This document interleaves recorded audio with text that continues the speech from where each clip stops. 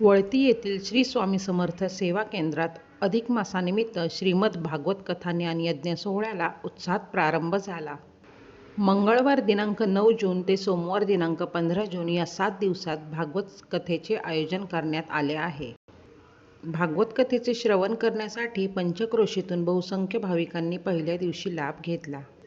कथाकार हबप बाळासाहेब महाराज गायकवाड वळती यांच्या सुश्राव्य वाणीतून श्रीमद भागवत महात्म्य, वराह अवतार, भगवान दत्तात्रय अवतार, श्री भरत चरित्र, श्री नरसिंह अवतार, वामन अवतार, श्रीराम अवतार, श्रीकृष्ण जन्मोत्सव, गोवर्धन पूजा, कंसवध, श्रीकृष्ण रुक्मिणी विवाह आदी कथांचे पात्र रूपाने निरूपण करण्यात येणार आहे. भागवत पुराण हे हिंदू धर्मातील 18 पुराणांपैकी एक आहे. श्रीकृष्ण भगवंतांच्या विविध कथांचे सार म्हणजे श्रीमद भागवत महापुराण आहे. कथा श्रवण केल्यास मोक्षप्राप्ती होते असे भागवताचार्य बाळासाहेब महाराज गायकवाड यांनी सांगितले. 7 दिवस भागवत कथेनंतर सोमवार दिनांक 15 जून या दिवशी श्रीमद भागवत कथेची सांगता होणार असून भाविकांना महाप्रसादाचे वाटप करण्यात येणार आहे.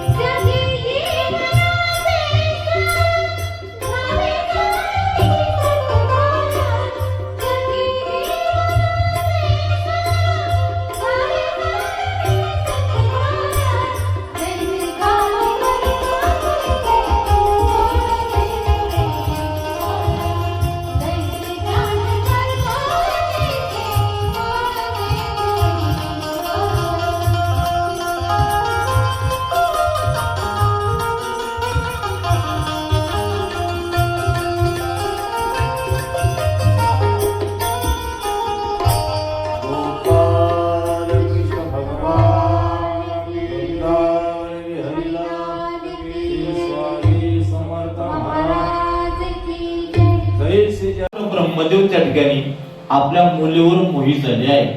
बाकीच्या मुलांना सांगितलं, बाबा तुम्ही ज्ञानी आहात ना, तुम्हाला जग घडवायचं आहे, तुम्ही चुकत आहात. त्या क्षणाला ब्रह्मदेवाने आपल्या शरीराचा त्याग केला आहे, शरीर जाळून घेतलं आहे. त्यापासून धुक्याची निर्मिती झाली आहे. हे धुक जे आपण म्हणतो दैवात ब्रह्मदेवाचे शरीर आहे. पुन्हा ब्रह्मदेवाने नवीन देह तयार केला आहे, वेदाची निर्मिती केली आहे. पुन्हा आपल्या शरीराचे 2 तुकडे केले आहेत. एका भागातून स्वयंभू म्हणून, एका भागातून शत्रुपयांचा जन्म झालाय.